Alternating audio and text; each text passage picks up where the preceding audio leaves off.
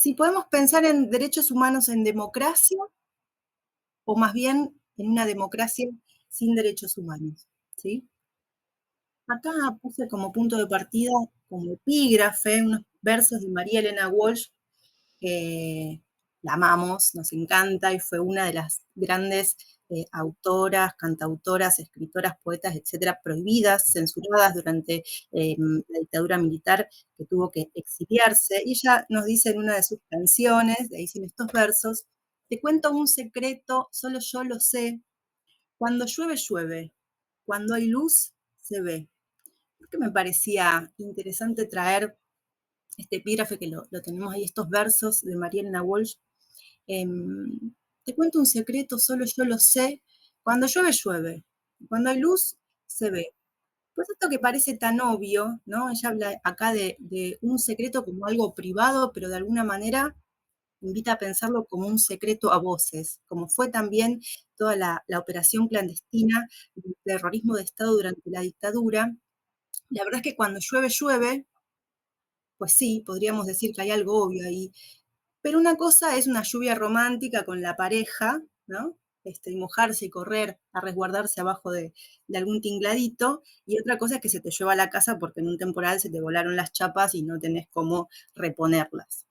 Y cuando hay luz se ve, sí, claro, pero no todas las luces son las mismas, ¿no? Podemos pensar, por ejemplo, que algunos tienen el servicio de electricidad y se pueden quedar mirando una serie hasta las 3 de la mañana, y otras personas que viven en un paraje y tienen luz eléctrica por generador, bueno, se corta a las 10, las 11 de la noche y si hay que seguir estudiando será con luz de vela. La luz es la que ilumina, sí, el efecto de la luz es el mismo, alumbrar, pero no es la misma luz, ni son las mismas condiciones de acceso. Bueno, cuando hablamos de derechos humanos, un poco esta es la tensión que está bueno sacar a la luz, como si dijéramos, saquemos del closet a los derechos humanos, ¿sí? Los derechos humanos son los mismos, pero no son los mismos.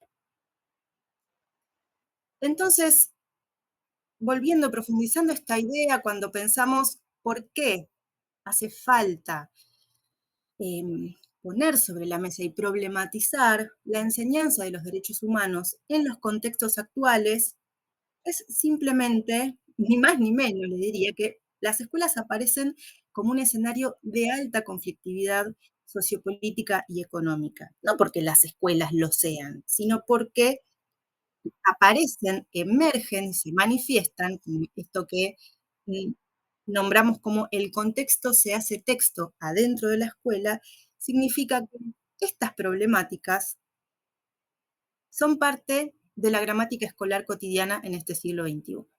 ¿Qué problemáticas? La pobreza, la indigencia, el racismo, la segregación, el abuso sexual infantil, las distintas formas de violencia de género, los discursos negacionistas y la salud mental. Problemas como la depresión en niños, niñas y adolescentes, los ataques o accesos de ansiedad, y no solo también en los adultos, quiero decir, no solo en los sujetos de derecho con los cuales, eh, para los cuales ustedes se están formando para trabajar.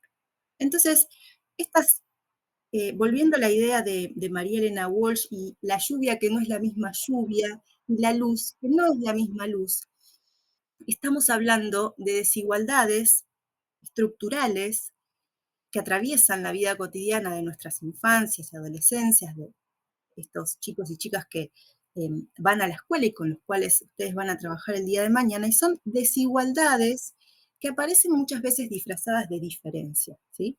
Estas diferencias entre los sujetos de la educación se traducen ni más ni menos que en formas de discriminación muy concretas y de padecimiento psíquico de estos niños, niñas y adolescentes.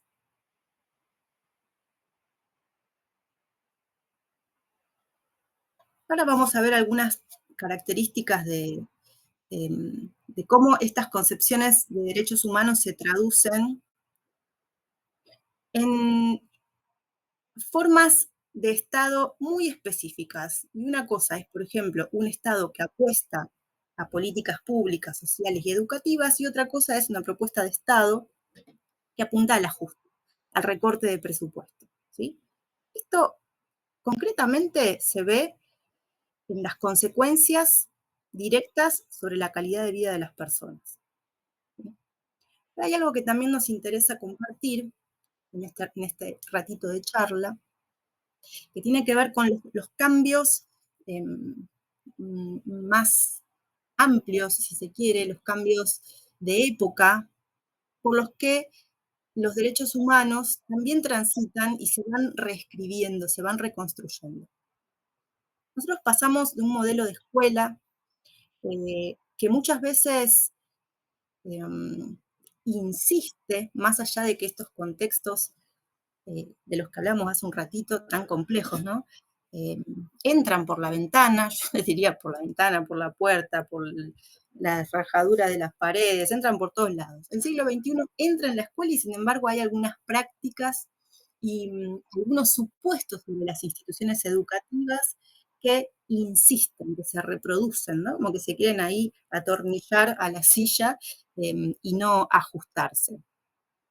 Bueno, de acá viene el título, ¿no? Hablamos de esta hipótesis de una ciudadanía ilustrada, de un buen ciudadano, ciudadana, de un sujeto social y político de fines del siglo XIX y principios del siglo XX que se estaba pensando mm, como o desde la intención de educar al buen soberano, ¿sí?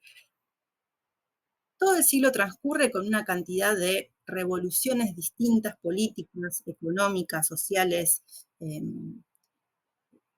bueno, industriales, etcétera, que van ajustando rápidamente, introduciendo en las lógicas de organización social, de intercambio, de gestión de la geopolítica, los vínculos entre estados y demás, cambios muy vertiginosos. Los más vertiginosos, no sé si ustedes estarán de acuerdo, eh, pero por lo menos para quienes nacimos el siglo pasado, como yo, nos resulta un gran desafío este, no solo ayornarnos, ajustarnos a eso, sino entender que también atraviesan el campo profesional docente. ¿Sí? Estamos hablando de esto que acá lo presentamos como una narrativa neoliberal donde el mercado, la lógica del mercado, que es competitiva, que es jerárquica, que intenta ganar la arena de lo público, de las políticas públicas, de la presencia del Estado, empieza a atravesar las instituciones públicas con unas lógicas que podríamos llamar o podríamos pensar más características de la vida privada de las personas. ¿Sí? En esta narrativa neoliberal, no me quiero detener mucho en esto, porque lo podemos profundizar eh, luego o en otro encuentro, no hay problema.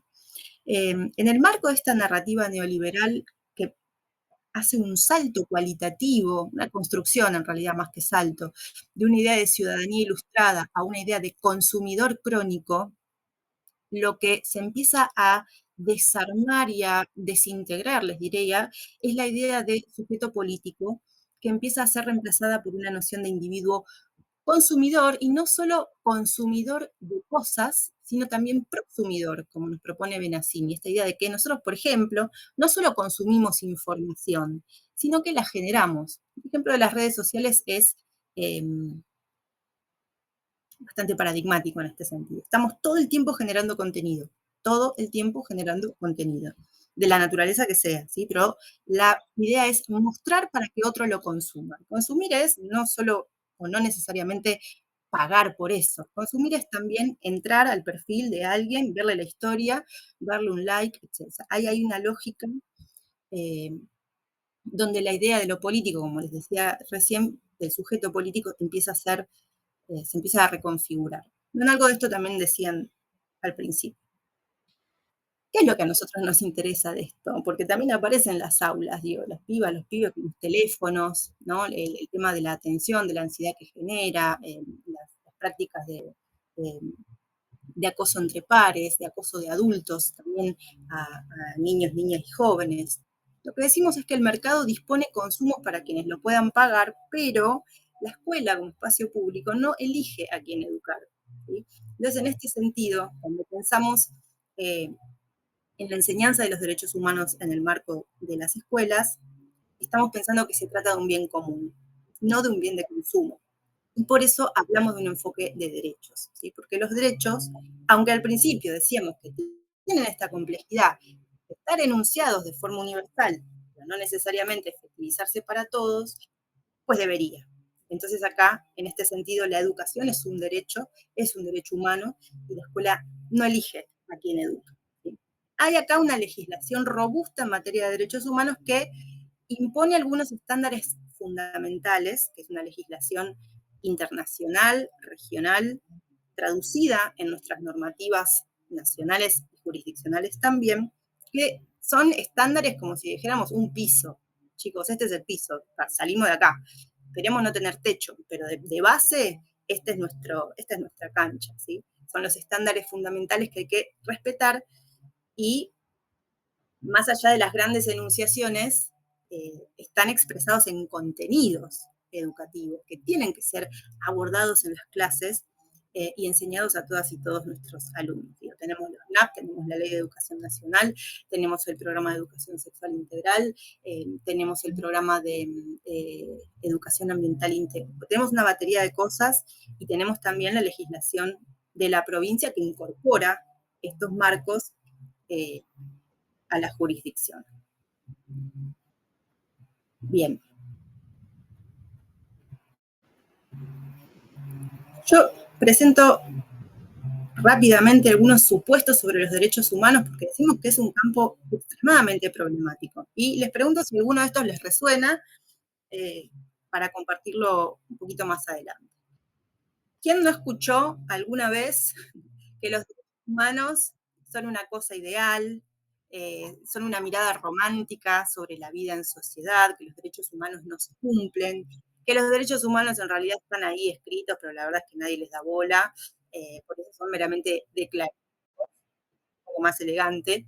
Y la verdad es que lo que nos interesa empezar a revisar de estos supuestos son los efectos que tiene, porque cuando esto circula como idea, circula desde el sentido común, circula en el almacén del barrio, cuando uno habla sobre los precios de las cosas, circula cuando te cierran un centro de salud en un barrio porque no hay insumos, esta idea sobre los derechos humanos que circula también en las escuelas cuando te dicen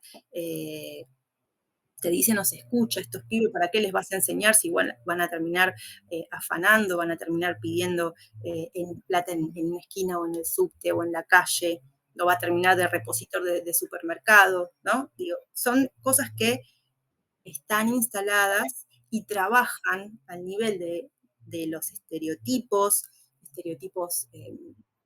sociales, estereotipos de género también, y representaciones sobre el otro en sentido amplio, que van horadando, van trabajando, van construyendo un sentido común que claramente opera o trabaja en contra del sentido que nos interesa a nosotros profundizar en las escuelas, que es el de problematizar estas cosas, ¿no? Si uno dice, bueno, el supuesto es que este pibe va a terminar pidiendo plata o durmiendo en la calle.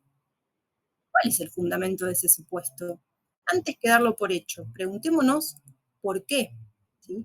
Y acá, cuando tenemos esta otra columnita al costado, eh, presentamos como algunas características sobre estos supuestos que nos permiten problematizar su alcance.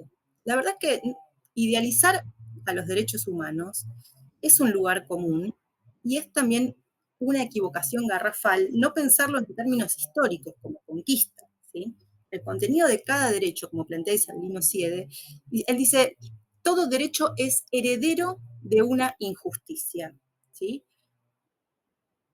Nadie se puso a pensar, porque estaba el cohete en la vida, che, qué bueno estaría, ¿no? Armar una organización de Naciones Unidas, más allá de cómo funcione, ¿no?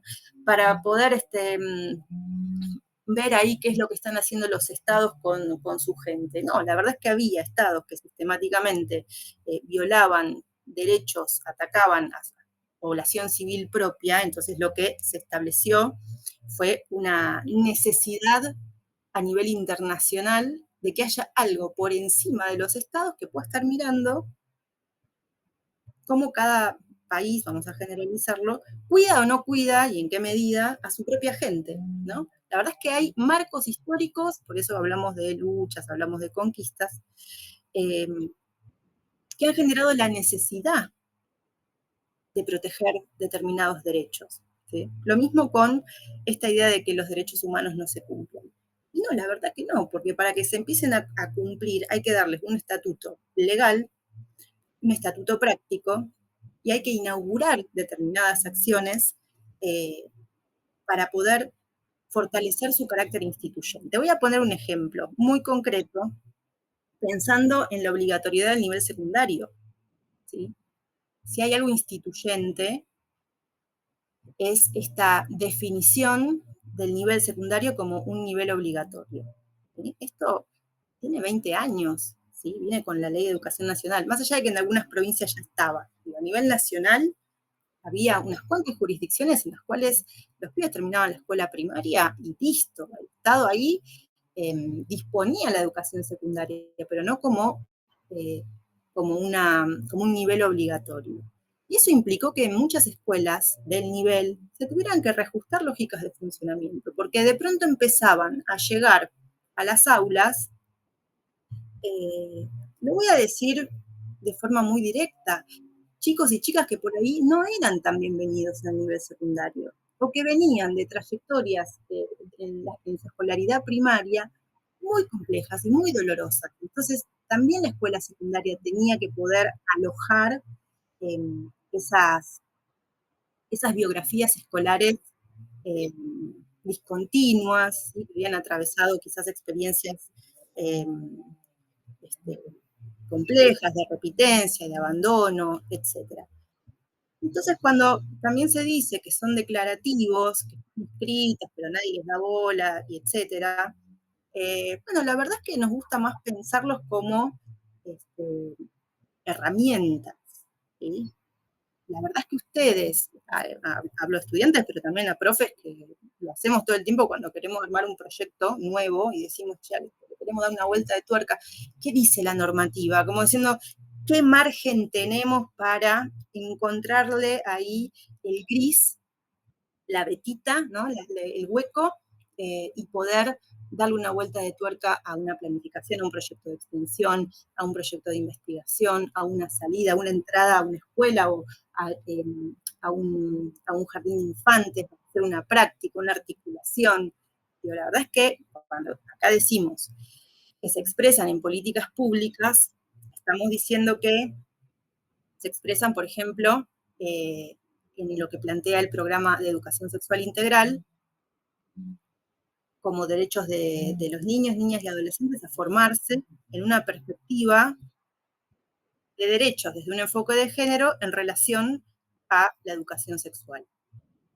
Esto puede dejar de existir, ¿no? Porque, como vimos hace un ratito también, tiene que ver con la propuesta marco de un Estado. ¿Se amplían derechos o se restringen? Bueno, podemos decir cosas muy bonitas, pero eso se manifiesta concretamente.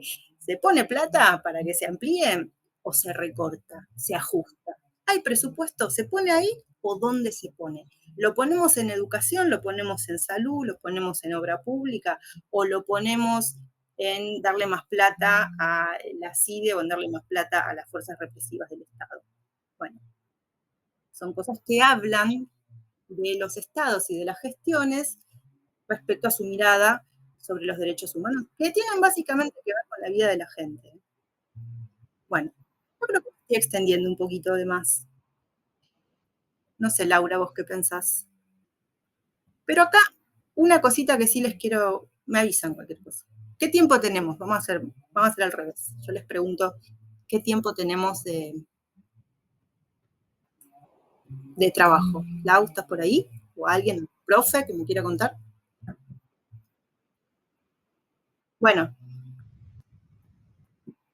y se aburren, me dicen, por favor. Ya, ahí vuelvo al cosa y están todos dormidos, no. Bueno, Raúl Forné Betancourt es un filósofo cubano, vive todavía y es uno de los grandes pensadores sobre la filosofía intercultural en América Latina, para los pueblos de América Latina centralmente. Bueno, él tiene una mirada crítica, y a esto voy con lo que sigue, poder pensar los derechos humanos desde una perspectiva crítica, intercultural, o sea, también latinoamericana, eh, y situada. Todo muy rimbombante, vamos a ver de qué estamos hablando. Dice Fournier Betancourt, la universalidad de los derechos humanos, esto de que son para todos y todas, ¿no? Se construye sobre discursos que defienden inclusiones en abstracto de todas las personas, pero sobre la base trágica y recelosa de exclusiones concretas, individuales y colectivas, marcadas por la nacionalidad, el racismo, el androcentrismo, esta idea del hombre como centro, ¿no? En detrimento de las mujeres, el clasismo, es decir, en relación a la clase social de las personas y grupos, la riqueza suntuaria como fin en sí mismo o el concepto de ciudadanía. Esta cita me parece que sintetiza bastante lo que estábamos diciendo al principio eh, sobre el alcance no solo de los derechos humanos, sino también de sus supuestos. Y esta necesidad que tenemos, quienes educamos, quienes nos seguimos formando para, para ser profes y dar clases y demás, eh, de desromantizar a los derechos humanos. Esto es de la campaña El hambre es un crimen, ni un pibe menos. ¿Qué significa o qué nos propone esta perspectiva crítica de los derechos humanos? Bueno, seguimos en la línea de lo que estamos diciendo. Una perspectiva crítica nos permite primero desconfiar de lo dado, ¿no? De los supuestos, y trabajar por una definición dinámica, no acabada de los derechos humanos, que esté atenta a lo que van poniendo las distintas coyunturas sociopolíticas, geopolíticas, económicas, como exigencias en términos de necesidades de las personas, ¿sí? Por eso también los derechos humanos, si ustedes tienen posibilidad, después les muestro, no creo que lo vean ahora, es parte de la colección de derechos humanos, género, sí es y en la escuela, que editó 2022, hay ahí una línea de tiempo que está buena porque en realidad pone como en información visual y gráfica, nos permite ver el derrotero, el caminito que hicieron los derechos humanos a lo largo del siglo XX.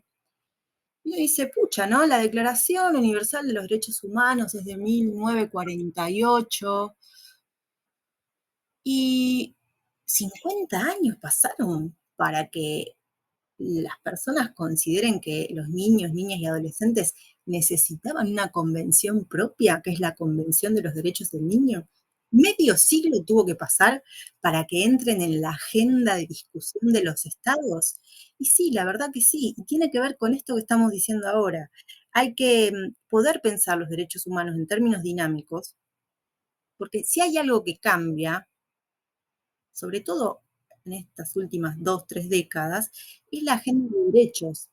Entonces, las declaraciones, las convenciones, los protocolos, que son estos documentos que tiempo después precisan, agrandan el alcance de una determinada convención, por ejemplo, o tratado, son recursos, ¿no?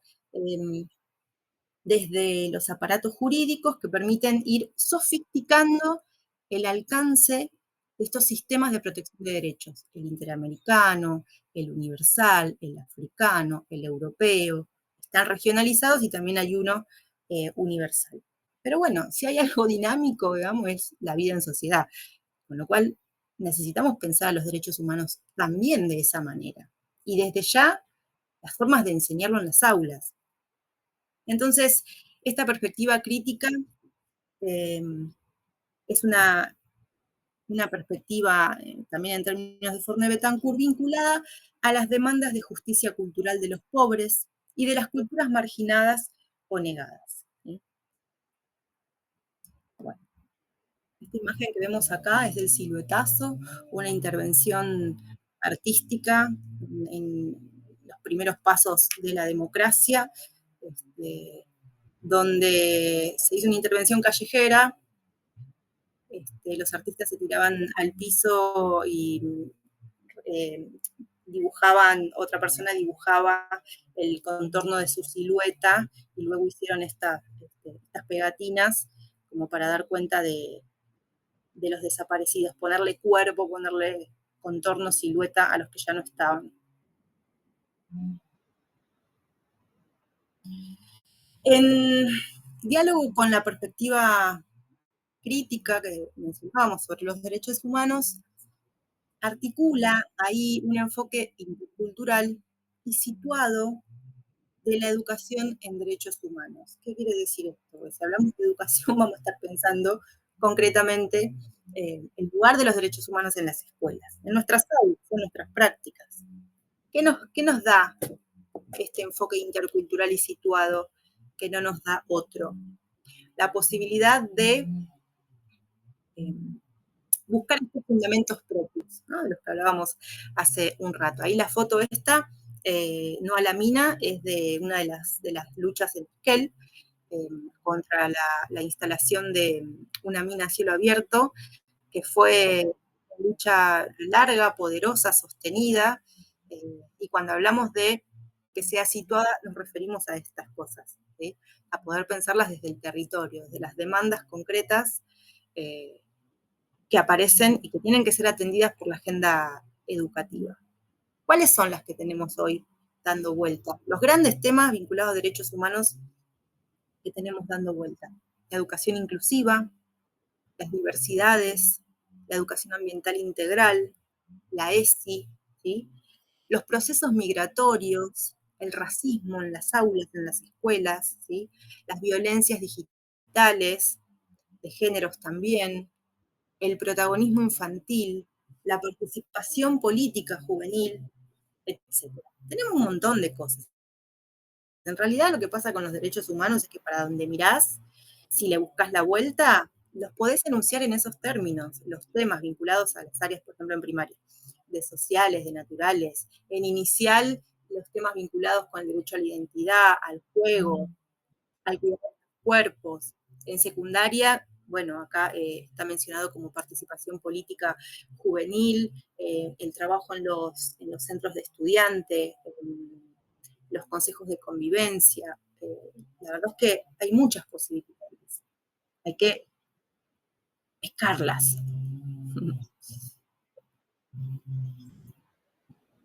¿Sí? Y una segunda partecita para pensar este enfoque intercultural y situado de la educación en derechos humanos como un lugar donde ir a buscar fundamentos, ¿no? Algo que nos pueda ayudar a pensar el sentido, porque la verdad es que a veces eh, es un problema abordar los derechos humanos en las aulas. No solo los vinculados al pasado reciente de nuestro país, sino en términos generales. Bueno, hoy hay unos debates muy importantes y muy interesantes en relación a la ESI, eh, de vuelta a lo que es público y lo que es privado, lo que le toca o no le toca al Estado. Eh, y bueno, hay que vérselas con eso también, ¿no? Porque no hay recetas. Así que si vinieron a esta charla esperando ahí un decálogo de qué hacer y qué no hacer, no era el lugar. La idea es poder pensarlos y la propuesta es, como les decía, en este enfoque y en esta intención, ir a buscar algo del fundamento. Porque acá aparece con Salas Astraín una propuesta interesante. Él nos habla de pensar en un programa político. Un programa en estos términos es un proyecto amplio, ¿sí? Un programa político dirigido a la construcción de una posible justicia intercultural y contextual, anclada, nos dice Salas Astraín, no en grandes declaraciones, sino en la particular tradición política latinoamericana, que está marcada por históricas heridas coloniales, nos dice, que no hay que desoírlas, que no hay que negarlas, ni omitirlas. Es una posible justicia intercultural y contextual. Pero, ¿qué es lo justo? Esto es maravilloso. ¿Qué es lo justo? Justo es lo que repara la injusticia, nos dice Bartolomé Ruiz. Justo es lo que repara la injusticia. De alguna manera, lo justo aparece después, como reparación, después de que una injusticia es cometida. La escuela tiene mucho para hacer en este sentido.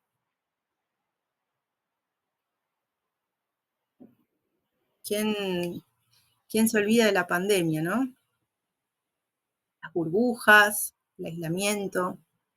Así que bueno, la pedagogía de la memoria, que la nombraban al principio, eh, para nosotros es lo que le da esto que sería la bajada a lo educativo, ¿sí? A poder pensar la memoria en términos de el traspaso de, el traspaso de la historia, el traspaso de, de los testimonios, el traspaso de las experiencias, el traspaso eh, de la necesidad de proyectar otras formas de ser y estar y vivir en sociedad. La enseñanza de los derechos humanos desde este enfoque pedagógico propio también se nos propone como un acto de justicia, a la vez reparatorio y restaurador de derechos. Miren la alegría de esta chica yendo a votar. Una belleza. Pero bueno, ahora sí llegamos a lo que me gusta eh, más como lo que hace falta recontra requete pensar, que son estos lugares temidos por las y los docentes a la hora de abordar derechos humanos en el aula. Em, Parte de las cosas que voy indagando con esta inquietud por los derechos humanos en la formación docente y demás, tiene que ver con indagar, preguntar. La verdad es que los que saben son los que están ahí eh, con los pibes en las aulas. ¿Cómo les va con esto? Y también a estudiantes de los distintos niveles y modalidades, estudiantes de profesorado, cuando van a hacer sus observaciones, cuando inician sus residencias y les toca por ahí algún tema, algún contenido de sociales, o les piden que participen en la planificación de algún acto, a veces pasa, a veces tienen la suerte de que pase. Eh, entonces, ¿qué pasa con esto de hacerse cargo de un tema de, de esta envergadura en el nivel para el que se están formando? Tres cositas que apunté para compartir con ustedes. Aparece muchas veces eh, este temor a provocarle miedo a los niños y las niñas, reproduciendo sin querer esta lógica propia del terrorismo estatal, ¿no? Un tipo de resquemor que aparece con frecuencia en profes o estudiantes de los profesorados de nivel inicial. ¿Cómo les voy a enseñar esto? Mirá si lo traumo, pobrecito, pobrecita, mirá que hay que decirle, mi mamá está embarazada, ¿cómo le vamos a estar contando que secuestraban a las mujeres? Y, bueno, no, es un miedo que está y es absolutamente legítimo y hay que trabajarlo en los espacios de formación docente inicial, ¿sí? Un segundo punto, a veces aparece este temor con estudiantes de profesorado de primaria, como la tentación, digamos, ¿no? De apelar al morbo como un recurso para captar la atención de los niños y las niñas, y estoy concretamente refiriéndome a estas escenas por ahí vinculadas a los secuestros, a ciertas prácticas de secuestro y desaparición de personas, de tortura, etcétera. Eh, Porque dicen, se lo pasan jugando a los videojuegos, qué sé yo, y entonces como que hay algo ahí de esa lógica del disparo, de matar, que a los pibes les llama la atención, ¿no? Entonces yo tengo miedo de terminar entrando por ese lado para captar la atención y que finalmente se interesen. Colaborando de esta manera con la espectacularización de los crímenes de Estado, ¿sí? Esto que estoy diciendo son cosas conversadas con estudiantes, ¿eh? No, aparecen de verdad y está buenísimo poder hablarlo, pues la verdad que si no se trabajan la carrera, después siguen rebotando.